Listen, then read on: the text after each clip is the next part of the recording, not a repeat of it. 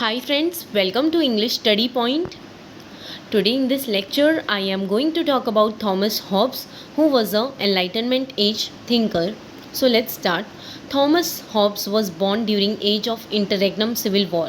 So friends, Thomas Hobbes का जन्म उस टाइम पर हुआ था जब इंटररेग्नम सिविल वॉर चल रहा था. ये इंटररेग्नम सिविल वॉर क्या था, इसके बारे में हम बात करेंगे. सबसे पहले मैं बताना चाहूँगी इंटररेग्नम क्या होता है. इंटररेग्नम एक ऐसा टाइम होता है जब मतलब किसी कंट्री के थ्रोन जो है काफ़ी सालों तक खाली रहता है, वेकेंट रहता है. इसे जो है इंटररेग्नम बोला जाता है. एंड हमने इंग्लैंड में भी देखा कि इंग्लैंड में जो था इंटररेग्नम सिविल वॉर हुआ था कि कुछ सालों तक जो है इंग्लैंड में किसी भी क्वीन या फिर किंग ने आकर रूल नहीं किया था. एंड बहुत सालों तक जो है इंग्लैंड का थ्रोन जो है खाली रहा था. उस पीरियड को बोला जाता है इंटररेग्नम. एंड इस पीरियड में क्या हुआ था कि गवर्नमेंट के जितने भी नॉर्मल फंक्शन जो गवर्नमेंट परफॉर्म करती है उन्हें जो है कंट्रोल कर दिया गया था या फिर सस्पेंड कर दिया गया था. एंड अब हम बात करेंगे इंटररेग्नम सिविल वॉर क्या था. ये एक ऐसा पीरियड था जब चार्ल्स वन को 30 जनवरी 1649 में एग्जीक्यूट कर दिया गया था. एंड काफ़ी सालों बाद जो है चार्ल्स वन के बेटे चार्ल्स टू जो है फिर से थ्रोन पर आए थे. चार्ल्स वन के एग्जीक्यूशन से लेकर चार्ल्स टू के रिस्टोरेशन तक, मतलब वापस आ जाने पर, यानी थ्रोन को मतलब एक्वायर कर लेने तक के पीरियड को बोला जाता है interregnum civil war. And he was royalist. Friends, सबसे पहले ये ध्यान रखना, थॉमस हॉब्स जो थे वो रॉयलिस्ट थे. एंड रॉयलिस्ट वो लोग होते हैं जो चार्ल्स वन को फेवर करते थे. जिनमें से एक का नाम है थॉमस हॉब्स. ये चार्ल्स द वन को मतलब फेवर किया करते थे. He defended king Charles one. Interregnum civil war के टाइम पर क्या हुआ था, फिर ऑलिवर क्रॉमवेल जो है रूल करने आए थे. ऑलिवर क्रॉमवेल को जो है बोला जाता है lord protector of England. Friends, ये भी जो है क्वेश्चन यूजीसी में पूछा जाता है कि कौन लॉर्ड प्रोटेक्टर ऑफ इंग्लैंड किसे बोला जाता है. ऑलिवर क्रॉमवेल को बोला जाता है. And in England for 20 years there was no ruler. Friends, मैंने अभी लेक्चर के स्टार्टिंग में बताया था कि इंटररेग्नम सिविल वॉर एक ऐसा पीरियड था कि काफ़ी टाइम तक जो है किसी भी किंग या फिर किसी क्वीन ने जो है इंग्लैंड के थ्रोन को जो है एक्वायर नहीं किया था. और बहुत सालों तक जो है इंग्लैंड का थ्रोन वेकेंट रहा था. इंग्लैंड, हम देखते हैं कि इंग्लैंड में 20 सालों तक किसी भी रूलर ने आकर रूल नहीं किया था. It became a place where lot of blood shed was taking place. And अब कोई रूलर नहीं था, तो अब लोग जो है अपनी मनमानी कर रहे थे. क्या होने लगा कि बहुत ज़्यादा खून खराबा होने लगा और बहुत ज़्यादा लड़ाई होने लगी. इंग्लैंड एक ऐसा जगह बन गया था जहाँ पर जो है लोग एक दूसरे से बहुत ज़्यादा मतलब कॉन्फ्लिक्ट्स में इंडल्ज हो गए थे. बहुत ज़्यादा लड़ाई झगड़े होने लगे थे. People were fighting as there was no king. लोग जो है एक दूसरे से लड़ने लगे थे क्योंकि वहाँ पर जो है कोई किंग नहीं था जो कि उन्हें समझा सके, ऑर्डर में ला सके. एक दूसरे से जो है लड़ने लग गए थे.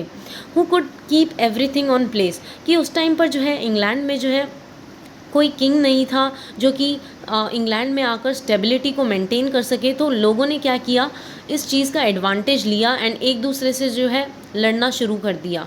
Then Thomas Hobbes became a key defender of Charles one. कि अगर आपको पता होगा कि चार्ल्स वन को जो है एग्जीक्यूट कर दिया गया था. थॉमस हॉब्स जो थे चार्ल्स वन के डिफेंडर है, यानी उनको जो है ज़्यादा फेवर किया करते थे. He supported king Charles and believed in absolute monarchy. Friends, Thomas Hobbes को के अकॉर्डिंग जो थे, मतलब वो थॉमस हॉब्स जो है चार्ल्स वन को सपोर्ट किया करते थे. एंड वो जो है एब्सोल्यूट मोनार्की में चार्ल्स वन की तरह विश्वास रखते थे. एब्सोल्यूट मोनार्की क्या होता है कि जिसमें जो है सिंगल किंग या फिर क्वीन जो है उन्हीं के पास जो है सारी मतलब डिसीजंस लेने की पावर होती है. उसे जो है एब्सोल्यूट मोनार्की बोला जाता है. A proper governance can only happen if there is monarchy. Thomas Hobbes का ऐसा मतलब थिंकिंग थी कि प्रॉपरली जो है एक कंट्री तभी गवर्न हो पाएगी जब मतलब वहाँ पर जो है मोनार्की रहेगी. यानी मोनार्की जो है एग्जिस्ट करेगी तभी जो है एक प्रॉपर तरीके से मतलब लोगों को गवर्न किया जा सकेगा, चीज़ों को जो है मतलब स्टेबल फॉर्म में जो है गवर्न किया जा सकेगा। सो ऐसा जो था थॉमस हॉब्स की थिंकिंग थी। In monarchy king must be supreme. So monarchy में क्या होता है, किंग जो होते हैं वो बहुत ज़्यादा मतलब सुप्रीम अथॉरिटी मानी जाती है मोनार्की में। And whatever the king says, जो भी किंग बोलते हैं वो जो है हर सिटीजन्स जो है उसको फॉलो करते हैं। So in monarchy king must be supreme and whatever the king says that must be followed by all the citizens of that country. Thomas Hobbes also translated Homer and Odyssey just like Alexander Pope. So friends, ये जो point है इसे भी ध्यान रखना, क्योंकि आप अगर यूजीसी में ऐसा क्वेश्चन आ गया तो प्लीज़ कंफ्यूज मत होना। थॉमस हॉब्स ने भी होमर और ओडिसी को अलेक्जेंडर पोप की तरह ट्रांसलेट किया है। सो ये क्वेश्चन भी पूछा जा सकता है यूजीसी में। देन अब हम बात करेंगे थॉमस हॉब्स के मोस्ट फेमस वर्क के बारे में, जिसका नाम है लिवाइथन। सो फ्रेंड्स प्लीज़ ध्यान रखना, ये थॉमस हॉब्स के द्वारा लिखा गया है लिवाइथन। सो इसका मतलब अदर टाइटल का नाम है matter form and power of commonwealth. So friends इस पर भी जो है यूजीसी में क्वेश्चन पूछा गया था प्रीवियस ईयर्स के पेपर्स में। सो मैंने देखा था। तो फ्रेंड्स इसके दूसरे टाइटल का भी नाम प्लीज़ याद रख लेना। लिवाइथन का दूसरा टाइटल था matter form and power of commonwealth. So अब ये कॉमनवेल्थ क्या होता है, a place in which there is a ruler who is ruling. कि कॉमनवेल्थ एक मतलब एक ऐसी कंट्री, एक ऐसी जगह जहाँ पर रूलर जो है एक कंट्री को रूल कर रहा होता है और उस कंट्री में रहने वाले हर एक सिटीज़न जो है उसके रूल्स और रेगुलेशन को फॉलो करते हैं। So a place in which there is a ruler who is ruling and all the people are abiding the rules made by the ruler. And हर एक मतलब कॉमनवेल्थ में क्या होता है कि एक रूलर होता है जो कि किसी प्लेस या को रूल कर रहा होता है, एंड उस प्लेस में रहने वाले लोगों को जो है उस रूलर के मतलब बनाए गए रूल्स को जो है फॉलो करना पड़ता है। This work is directly oppose to Milton's defence to English people. So friends please remember this कि ये जो वर्क है लिवाइथन, ये जो है डायरेक्टली अपोजिट है मिल्टन के वर्क से। सो मिल्टन ने एक वर्क लिखा था defence to English people. So ये वर्क जो है मतलब टोटली अपोजिट है मिल्टन के वर्क से।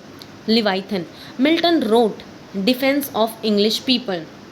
सो मिल्टन ने एक वर्क लिखा था defence of English people, but ये लिवाइथन जो वर्क है थॉमस हॉब्स का, ये इस वर्क से मतलब मिल्टन के इस वर्क से टोटली अपोजिट है। Leviathan is a work which directly oppose Milton's defence of English people. कि लिवाइथन एक ऐसा वर्क है जो कि मतलब टोटली अपोज करता है जिस तरह से मिल्टन जो है इंग्लिश पीपल को डिफेंड कर रहे हैं, यानी उन्हें मतलब बचाने की कोशिश कर रहे हैं, बट ये वर्क जो है टोटली अपोजिट है।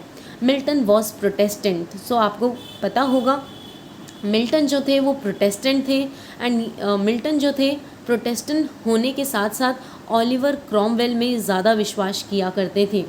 The object of all government is common good.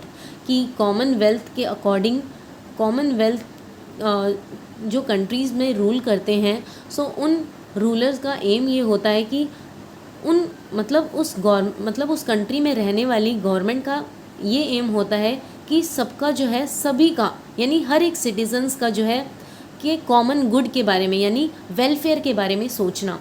The object of all government is common good.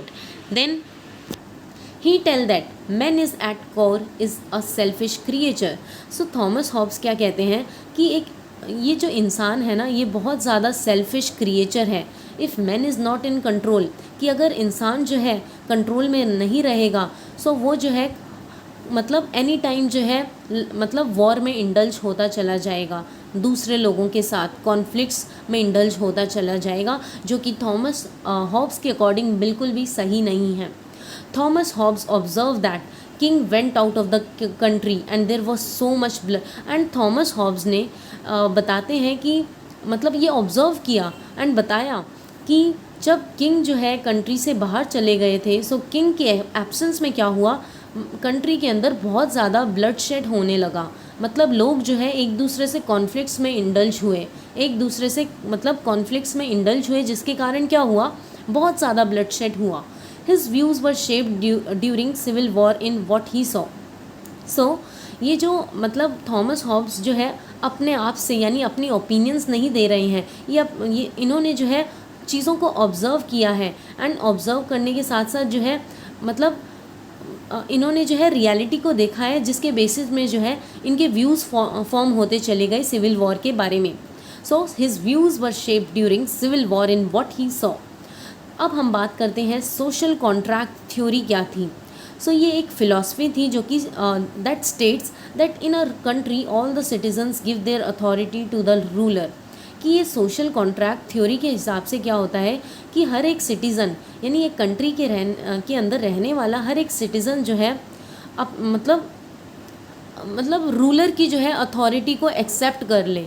So they get protection for their rights in exchange. कि अगर ऐसा होगा मतलब अगर सिटीज़न जो है अपने मतलब रूलर की अथॉरिटी को अगर एक्सेप्ट कर लेंगे, सो रूलर को जो है रूलर की अथॉरिटी को अगर एक्सेप्ट कर लेंगे, सो उसके बदले में क्या होगा कि वो जो है वो सिटीज़न जो है हर तरफ से जो है प्रोटेक्टेड फील कर पाएगा।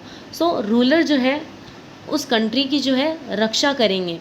सो सोशल कॉन्ट्रैक्ट थ्योरी का मतलब क्या है कि हर एक सिटीज़न जो है मतलब रूलर को जो है रूल करने की अथॉरिटी अगर दे देगा, तो बदले में क्या होगा, रूलर जो है उसे उसकी राइट्स को प्रोटेक्ट करने की कोशिश करेगा।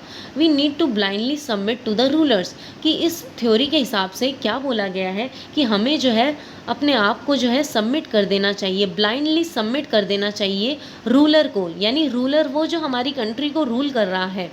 सो सोशल कॉन्ट्रैक्ट थ्योरी से मतलब के अंदर ये स्टेट किया गया है कि हमें जो है ब्लाइंडली अपने आप को जो है रूलर को सबमिट कर देना चाहिए, एंड बदले में जो है हमें एक्सचेंज में क्या मिलेगा, हमारी राइट्स जो है प्रोटेक्ट मतलब हमें हमारी राइट्स जो है प्रोटेक्ट हो पाएंगी।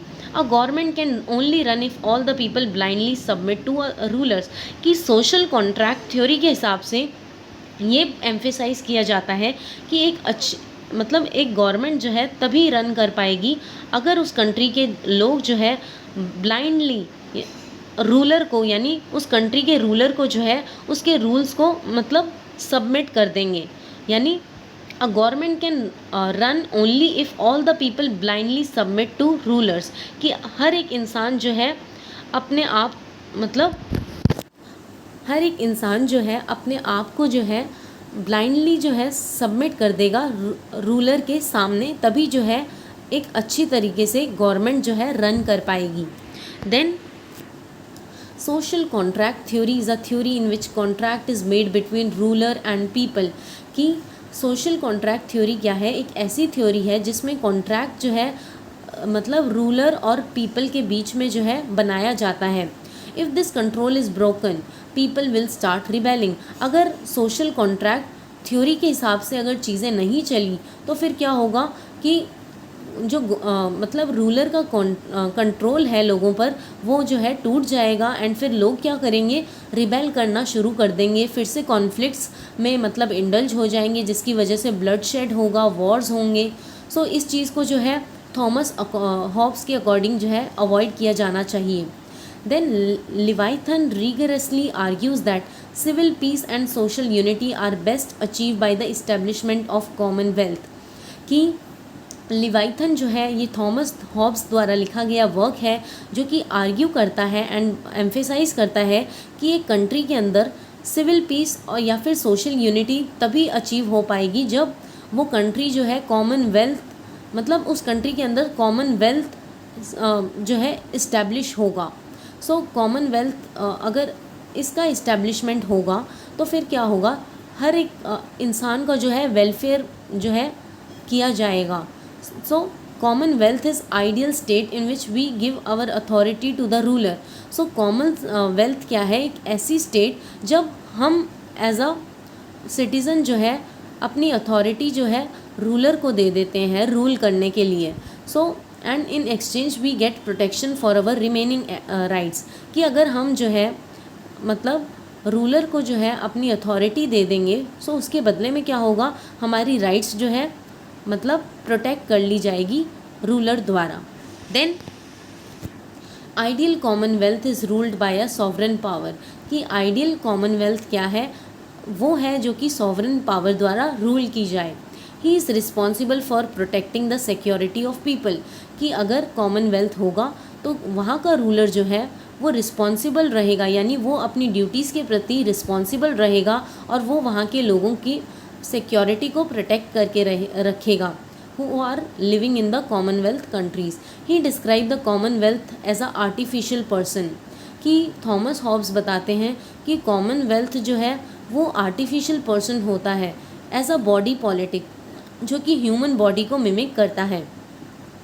King is the artificial person who is ruling on the behalf of all other people, कि किंग जो है अकॉर्डिंग टू थॉमस हॉब्स एक आर्टिफिशियल पर्सन है जो कि रूल करता है मतलब लोगों के बिहाफ पर, who is ruling on the people on the behalf of all other people, जो कि हर उस कंट्री में रहने वाले हर एक सिटीज़न के बिहाफ पर जो है रूल करता है। सो वो जो है किंग होता है, एंड किंग जो है आर्टिफिशियल पर्सन होता है according to Thomas Hobbes. In Leviathan ideal commonwealth is important for social unity and civil peace. So Leviathan में ये लिवाइथन जो है ये थॉमस हॉब्स द्वारा लिखा गया वर्क है जिसमें कॉमनवेल्थ जो है बहुत ज़्यादा इम्पॉर्टेंट है for social unity and civil peace maintain करने के लिए। Then social unity and civil peace can only happen when person is solely responsible for protecting the security of all other people, कि social unity and civil peace जो है तभी होगा जब लोग जो है रिस्पॉन्सिबल होंगे दूसरे लोगों को की सिक्योरिटी को प्रोटेक्ट करने के लिए। एंड अब हम बात करते हैं कि ये डिवाइन राइट ऑफ किंग जो है अकॉर्डिंग टू थॉमस हॉब्स सही क्यों है। इसमें क्या होता है, किंग जो है गॉड की तरह रिप्रेजेंट मतलब किंग जो है गॉड की रिप्रेजेंटेशन होता है, यानी किंग जो है गॉड को रिप्रेजेंट कर रहा होता है। A king is a representation of God on the earth. He has certain rights which are given to him by the God, कि डिवाइन राइट ऑफ किंग के अकॉर्डिंग क्या होता है, किंग जो है वो गॉड की तरह मतलब गॉड को रिप्रेजेंट करता है इस अर्थ पर, और उसके पास जो है ऐसी राइट्स होती है जो कि उसे गॉड ने दी होती है। He believes that there are certain power which the king needs to have in order to function correctly, कि डिवाइन राइट ऑफ किंग के अकॉर्डिंग क्या होता है कि कुछ ऐसी पावर होनी चाहिए मतलब to which the king needs to have in order, कि मतलब कि किंग के पास जो है ऐसी पावर होनी चाहिए जिससे किंग जो है सही तरीके से यानी ऑर्डर में जो है फंक्शन कर सके और सबको जो है कॉमनवेल्थ यानी मतलब हर एक सिटीज़न का जो है वेलफेयर कर सके। So he believes that there are certain power which the king needs to have in order to function correctly in a commonwealth. Religion is the cause of all the discords, कि Thomas Hobbes बताते हैं कि ये religious issues जो होते हैं वो मतलब जड़ होते हैं किसी भी डिस्कॉर्ड्स यानी कॉन्फ्लिक्ट्स की, because of which everybody is fighting, कि रिलीजन जो है मेन कारण होता है जिसकी वजह से लोग जो है बहुत ज़्यादा जो है एक दूसरे से मतलब फ़ाइट करने लग जाते हैं, कॉन्फ्लिक्ट्स में इंडल्ज हो जाते हैं, जिसकी वजह से होता है वॉर वगैरह, वॉर लाइक सिचुएशंस जो है क्रिएट होने लग जाती है। If a person believes in God that leads kingdom into darkness. फिर थॉमस हॉब्स बोलते हैं कि अगर एक मतलब इंसान जो है वो भगवान में विश्वास करता है, सो मतलब थॉमस हॉब्स के अकॉर्डिंग क्या होता है कि if a person believes in God that leads kingdom into darkness, कि अगर एक इंसान जो है भगवान पर विश्वास करता है सो वो जो किंगडम होगा सो वो जो है डार्कनेस में मतलब सरवाइव कर पाएगा।